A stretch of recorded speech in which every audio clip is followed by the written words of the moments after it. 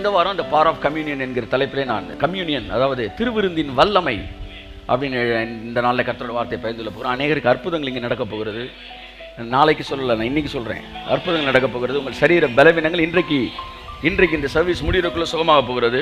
நீங்கள் போகும்போது வியாதி இல்லாமல் தான் போக போகிறீங்க. நல்லா கைத்தட்டுங்க அவர் ராமே.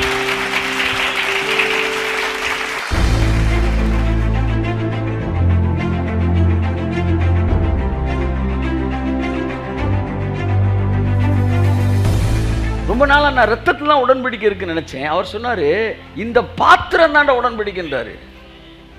என்ன சார் புதுசாக ஒரு குண்டத்துக்கு போடுறீங்க அப்படின்னு யோசித்தேன். கர்த்தர் சொல்வார்,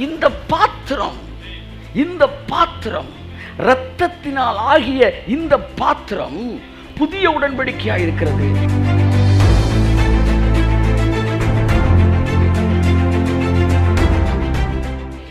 கம்யூனியனுக்கு வரும்போது எதை நினைவு கூறணும் சொல்லுங்க? என்னை நினைவு கூறுங்கள். சொல்லுங்க. தலைவர் என்ன சொன்னாரு? போன வாரம் ஃபுல்லா நீ என்ன பண்ணன்னு உன்னை நினைவு கூறு அப்படின்னாரா? இல்ல உனக்காக நான் என்ன பண்ணேன் என்ன நினைவு கூறு? கையை தட்டு.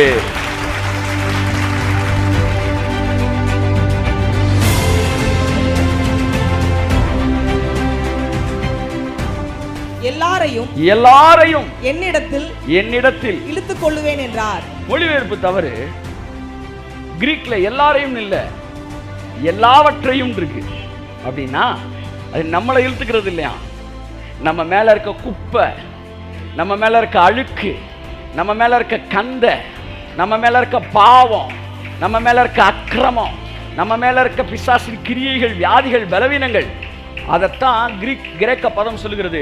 நான் உயர்த்தப்படும் போது எல்லாவற்றையும் என் பக்கம் இழுத்துக்குவேன், என் பிள்ளைகளை விடுதலை ஆக்கிடுவேன். கை தட்டுங்க அந்த கிருபைக்கு.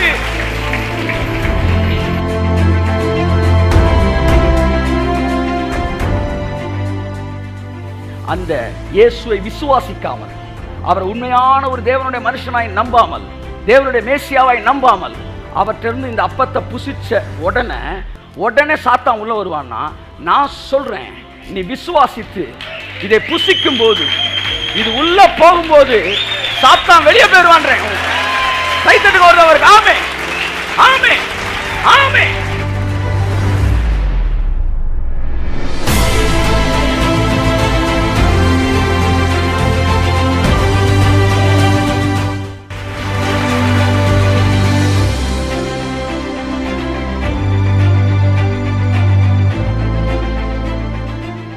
தேவன் இந்நாளிலே விழுந்து போன தாவீதின் கூடாரங்களை மறுபடியும் எடுப்பித்து, அதில் திறப்பாயிருப்பவைகளை அடைத்து, அதனுள் பழுதாய் போனவைகளை சீர்படுத்தி, பூர்வ நாட்களில் இருந்தது போல அதை மறுபடியும் ஸ்தாபிக்கிற தேவன் உங்கள் வாழ்க்கையிலே விழுந்து போன தாவீதின் கூடாரத்தை, துதியின் கூடாரத்தை, இரட்சிப்பின் கம்பீர சத்தம் என்கிற கூடாரத்தை மறுபடியும் தேவன் எடுத்து கட்டுவாராக. ஆமென். அற்புதங்களும் அடையாளங்களும் உங்கள் வாழ்க்கையில் நடக்க ஆரம்பிக்கிறது. இந்த நாளிலிருந்து நடக்க ஆரம்பிக்கிறது. ஆகவே துதி உங்களுக்குள்ளிருந்து புறப்பட ஆரம்பிக்கிறது. தாவீதின் கூடாரம் என்கிற ஆராதனை, துதி எங்கெல்லாம் விழுந்து போய் கிடந்ததோ அந்த குடும்பங்களில் எல்லாம் அந்த ஆராதனையை தேவன் எழும்ப பண்ண போகிறார். இயற்கைக்கு அப்பாற்பட்டவை உங்கள் வாழ்க்கையில் நடக்க ஆரம்பிக்கிறது. அற்புதங்களும் அடையாளங்களும் சாதாரணமாக உங்களுடைய தினசரி வாழ்க்கையாய் மாறப்போகிறது. நாள் வருகிறது, அற்புதமும் அடையாளமும் தேவையில்லாத ஒரு இடத்திற்கு நீங்கள் வந்து நிற்கத்தக்கதாக கர்த்தர் உங்கள் வாழ்க்கையிலே வாக்குத்தத்தங்களை நிறைவேறி தீரும் காலத்துக்குள்ளே நாம் கடந்து வந்திருக்கிறோம். கர்த்தர் உங்களை ஆசீர்வதித்து அவ்விதமாக இந்த மாதத்திலே விழுந்து கிடக்கிற தாவீதின் கூடாரத்தை எடுத்து கட்டி, திறப்பாக இருந்தவைகளெல்லாம் அடைப்பார். எந்தெந்த திறப்புகள் வழியெல்லாம் ஆசீர்வாதம் வெளியே போச்சோ அந்த திறப்பெல்லாம் என்ன செய்ய போகிறாரு? அடைக்க போகிறார். திறப்புன்றது லீக்கேஜ். எங்கே இருக்குன்னு என்ன செய்யாது? தெரியாது. அது மறைஞ்சிருக்கும். தன்னை திடீர்னு வெளிப்படுத்தாது. மனசுக்குள்ளே கோபம் இருந்தால் கூட அது என்ன செய்யாது? காட்டாது. அப்படின்னா அது வழியாக வந்து உங்கள் பிளெஸ்ஸிங் வெளியே போகிறதுக்கு அதெல்லாம் ஒரு திறப்புன்னு அர்த்தம். அதான் பைபிள் சொல்லுது, திராட்சை தோட்டங்களை கெடுக்கிற குழி நரிகளையும் சிறு நரிகளையும் பிடியுங்கள். திராட்சை தோட்டம் பூவும் பிஞ்சுமாய் இருக்கிறது. குழி நரி என்ன செய்யும்னா தோட்டக்காரன் இப்படி பார்க்கும்போது கவக்கன் அப்படி அமைதியாக உட்காந்துக்கிறோமா. என்னையா நீலாம் ஒரு நாளாயா அப்படின்னு ஒருத்தர் பேசுகிறேன்னு வச்சுங்களேன், அவனை நீங்கள் நம்பலாம். பிரைஸ் தி லார்ட் அப்படின்னா கைக்குள்ளே கத்தி இருக்குன்னு அர்த்தம். அப்போ அந்த குழி நரி சிறு நரி இது என்ன செய்யும்னா தோட்டக்காரன்ட்ட பஞ்சாயத்து பண்ணாது, தோட்டக்காரனை விட்டுணும். தோட்டக்காரனை வெளியே அனுப்பிச்சிட்டு அந்த திராட்சை தோட்டத்தில் தான் வேலை பார்க்கும். இது எப்படி இருக்கு? நீங்கள் ஒரு தீர்க்கதரிசி என்று காண்கிறேன். அப்சலோம் எப்பவுமே தாவீதுகிட்ட பேச மாட்டான், ஜனங்கள்கிட்டே தான் பேசுவான். இந்த குழிநெறி என்ன செய்யும், ஆடியன்ஸ்குள்ள காங்கிரிகேஷனுக்குள்ளே தான் டச் வச்சுக்கிட்டே இருக்கும். இன்ஃபேக்ட் தாவீதை விட ரொம்ப சூப்பராக பேசுறவன் அப்சலோம் தான். அவன் அப்படி திரும்பி அப்படி பேசினா உருகிடும். உங்களை கவனிக்கவே இல்லையா, உங்க வீட்டுக்கு விசிட்டே பண்ணலையா, என்ன அவர்கிட்ட நான் எவ்வளவோ சொல்லிட்டேன், அவர் கேட்குற மாதிரி இல்லை அப்படின்னா மெதுவாக இன்ஜெக்ஷன் ஆகிட்டு இருக்குன்னு அர்த்தம். வரவே இல்லையா வீட்டுக்கு, ஐயோ ஜெபிக்கவே இல்லையா, பார்த்தீங்களா ஃபோன் எடுக்கலாம், அதுதான் அவர்கிட்ட இருக்கிற ஒரு கெட்ட குணமே அதான் அப்படின்னு அப்சலோம் இப்போ ஆக்ட் பண்ண வேலை பார்க்க ஆரம்பிச்சார். Action camera roll, lights on camera ஸ்டார்ட்னு அர்த்தம். இதுக்கு பேர் தான் இந்த குழி நரி. இது என்ன செய்யும்னா திராட்சை தோட்டக்காரன் பார்த்துட்டு போன பிறகு தான் அப்படியே மெதுவாக வந்துருக்கணுமா, எந்திரிச்சு இந்த திராட்சை தோட்டத்தை கெடுக்குமா. இந்த திறப்புகள் இதன் வழியாக இதற்கு முன்பாக உங்கள் ஆசீர்வாதங்கள் போயிட்டு இருக்கலாம். உங்கள் லைஃப்பில் கூட சில திறப்புகள் இருக்கலாம். பிசாசு உள்ள வரதுக்கான திறப்பு அல்லது ஆசீர்வாதம் வெளியே போகிறதுக்கான திறப்பு. ஆமாம் சார், அவர் என்ன ஆசீர்வதிச்சுட்டே இருக்காரு, ஆனால் எங்கேயோ வெளியே போயிட்டு இருக்கு. இந்த மாதம் அது எல்லாம் அடைக்கிறார். ஆமே ஆமே நாமே நாமே நாமே நாமே நாமே நாமே நாமே நாமே நாமே எல்லாம் வெளியேறுது. ஆமாம், மேனிஃபெஸ்டேஷன் ஆகி வெளியேறுது, எல்லாம் எல்லாம் மேனிஃபெஸ்ட் ஆகி வெளியேறுது இயேசு நாமத்தில்.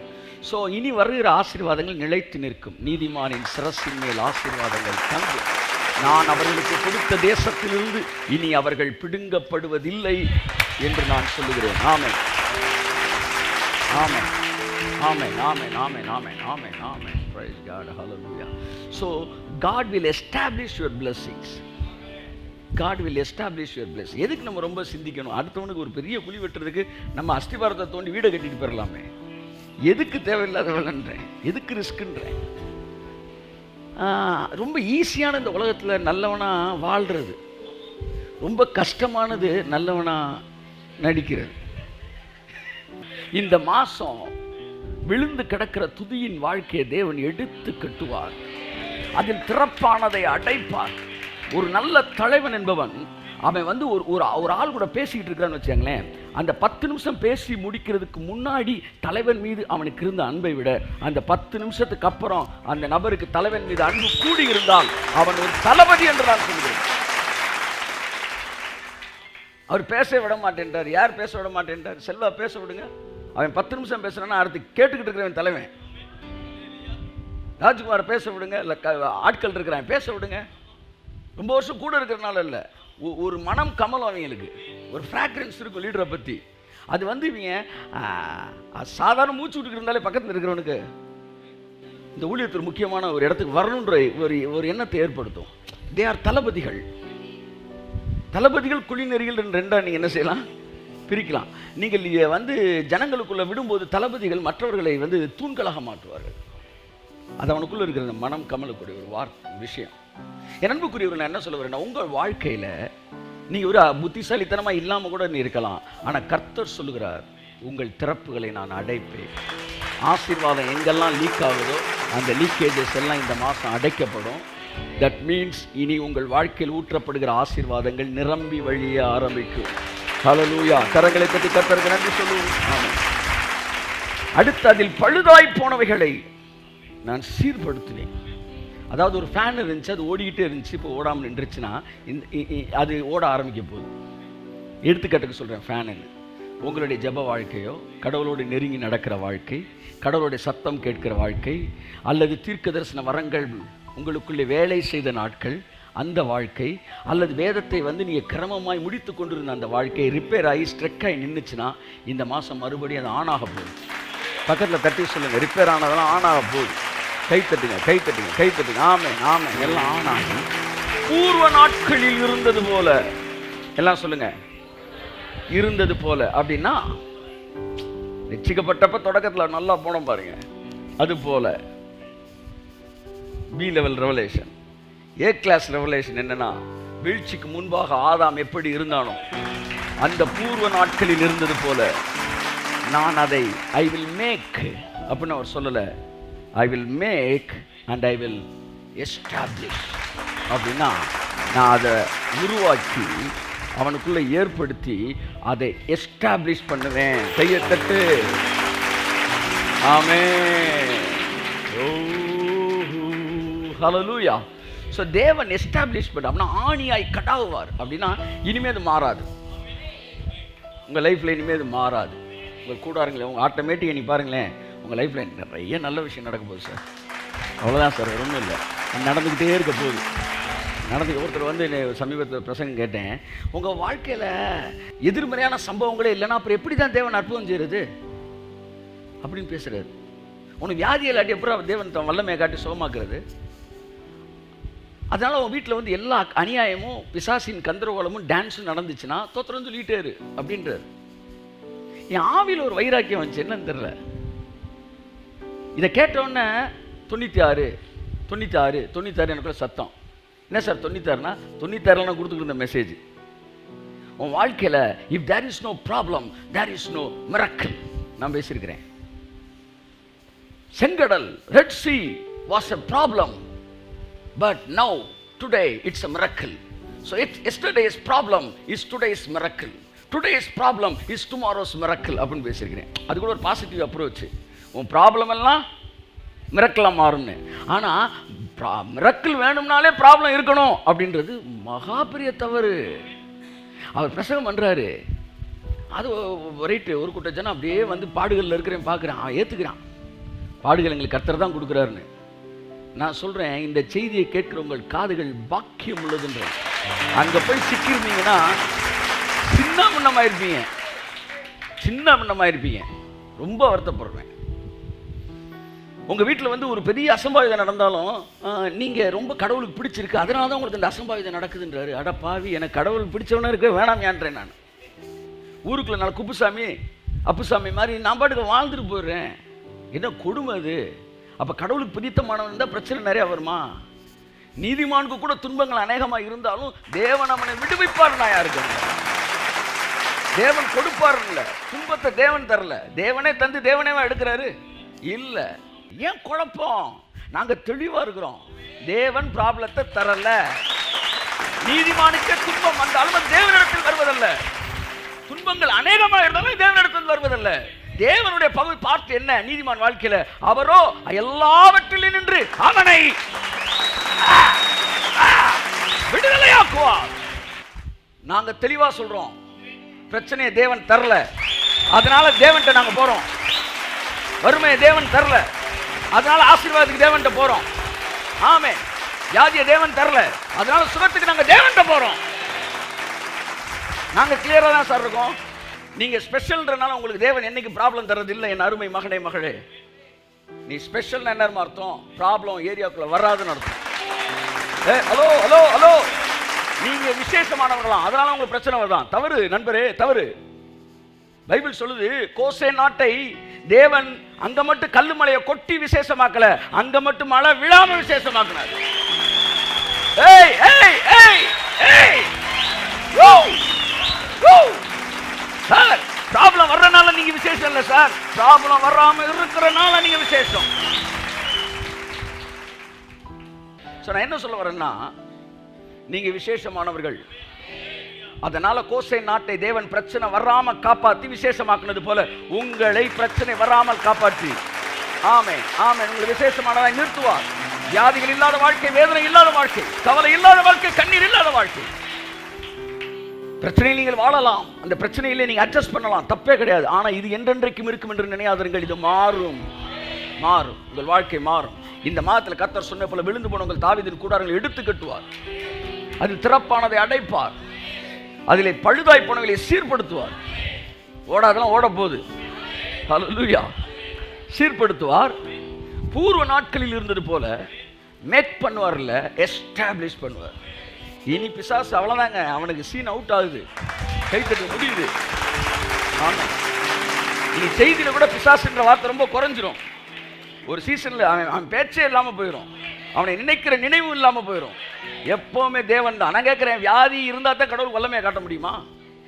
பிரச்சனை வந்தால் தான் கடவுள்கிட்ட வல்லமையை காட்ட முடியுமா? சும்மா இருக்கிறவன்ட்டு வல்லமை காட்ட முடியாதா? சார், நீங்கள் கடன் பிரச்சனையில் கதறி வந்து அழுகுறீங்க சார், உங்கள் கையில் டக்குன்னு ஒரு 10,000 ரூபா கொடுக்குறேன், அப்போ தான் என் அன்பு தெரியுதுன்றீங்க, அப்போ தான் என் வல்லமை தெரியுதுன்றீங்க. நான் என்ன சொன்னேன், சும்மா உட்காந்துருக்கீங்க, உங்களை கூப்பிட்டு ஒரு 1 கோடி ரூபா கொடுக்குறேன், அன்பை காட்டுறேனா இல்லையா? என் வல்லமை தெரியுதா இல்லையா? வியாதிகள் வந்து நீங்கள் சுகமானீர்கள் என்றால் நீங்கள் வந்து செகண்ட் கிளாஸில் பாஸ் ஆகிருக்கீங்க. வியாதியே வராமல் வாழ்ந்துட்டீங்கன்னா நீங்கள் ஃபர்ஸ்ட் கிளாஸ் ட்ரெயினில் வந்துட்டு இருக்கீங்கன்னு அர்த்தம். ஆமே ஆமே, பரவாயில்ல, இனி அடுத்த மாதத்துலேருந்து கூட நீங்கள் ஸ்டார்ட் பண்ணலாம். நான் உங்களுக்கு கொடுத்த இந்த தேசத்திலிருந்து இனி என்றென்றைக்கும் நீங்கள் பிடுங்கப்படுவதில்லை. You will be established like everything. Say ஹல்லேலூயா.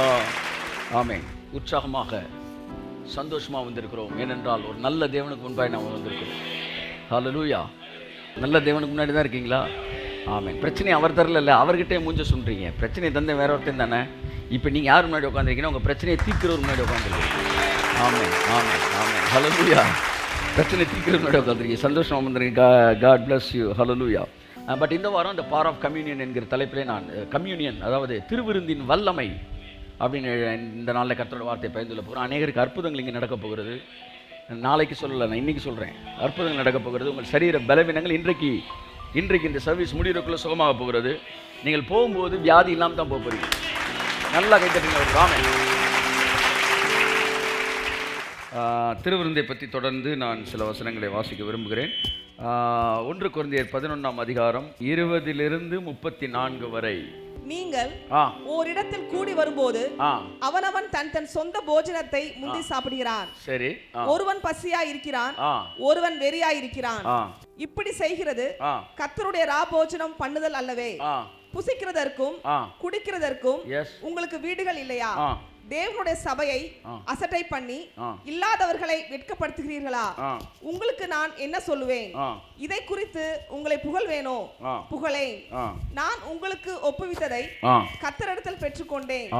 என்னவெனில் கர்த்தராகிய இயேசு தாம் காட்டி கொடுக்கப்பட்ட. என் அன்புக்குரியவர்களே, நீங்கள் தொடர்ந்து இந்த வசனங்களை நீங்கள் தெளிவாக நீங்கள் கவனிக்கும்படி கொண்டு அழைக்கிறேன்.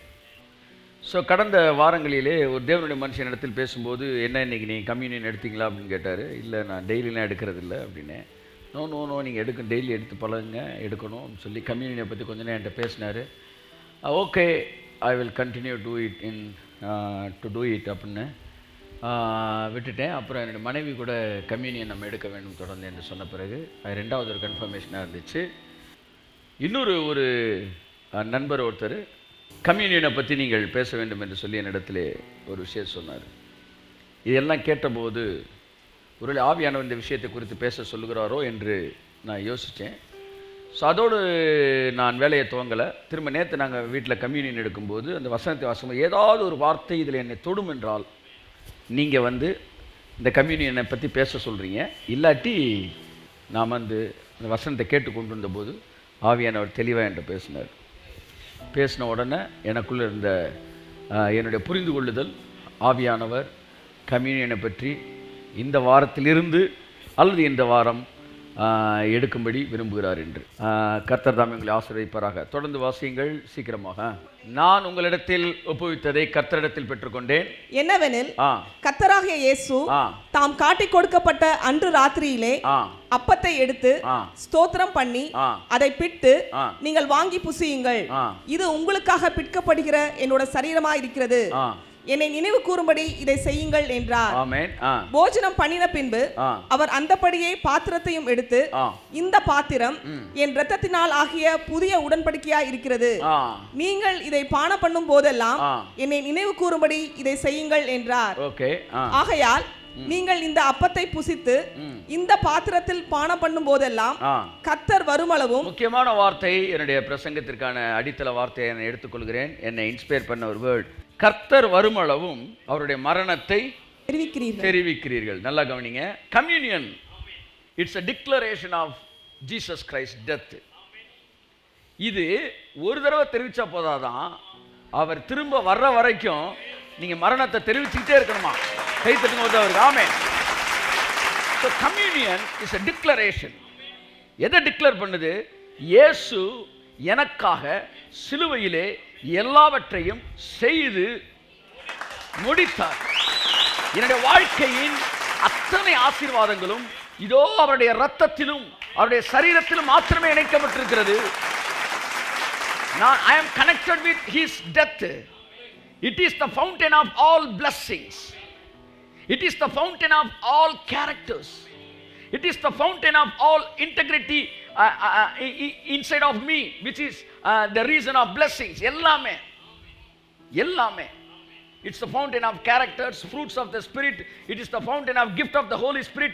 எல்லாமே அவர் மரணத்திலிருந்து தான் எனக்கு வருகிறது என்று கம்யூனியன் என்ன செய்யுதுன்னா, நான் என்னுடைய செயல்களோடு இணைக்கப்பட்டவன் அல்ல.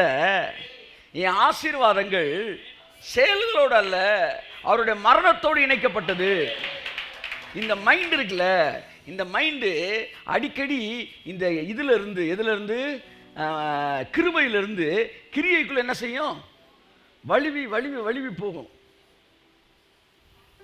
அப்ப நான் உட்காரும்போது ஏதாச்சும் ஒரு விஷயத்தை பத்தி கர்த்தர் என்கிட்ட பேசினார்னா, ஆண்டவரே இது கிரியைக்குள்ள என்ன கொண்டு போறீங்களா அப்படின்னு சொல்லும்போது அது கிருபை தான் அப்படின்னு என்கிட்ட கன்ஃபார்ம் பண்ணாட்டி அதை நான் பேசவே மாட்டேன். ஆமென். என் அன்புக்குரியவர்களே, இப்போ உத்தம குணம். This is a channel of blessing. அப்போ ஒரு செயல் வருதா அப்படின்னு பார்த்தா இல்லை. இந்த குணமே உங்களுக்கு கிருபையிலிருந்து வர்றது. புரியுதா? இப்போ எனக்குள்ள அந்த இதே வரமாட்டேன் சார்னா உங்களுக்கு அந்த கிரேஸே இல்லைன்னு விட்டுற வேண்டியதான். ஒரு தடவை எடுத்தேன், கிருபையின் மேல் கிருபை பெற்றீர்கள்னு. அதுக்கு ஒரு மீனிங் கிரேஸ் ஆஃப்டர் கிரேஸ் நிறையா பேச. அதில் ஒன்று கிரேஸ் ஃபார் கிரேஸ்ன்னு இருக்கு. அந்த வார்த்தை நேற்று ஆவியானவர் எனக்கு ஞாபகப்படுத்தினார்.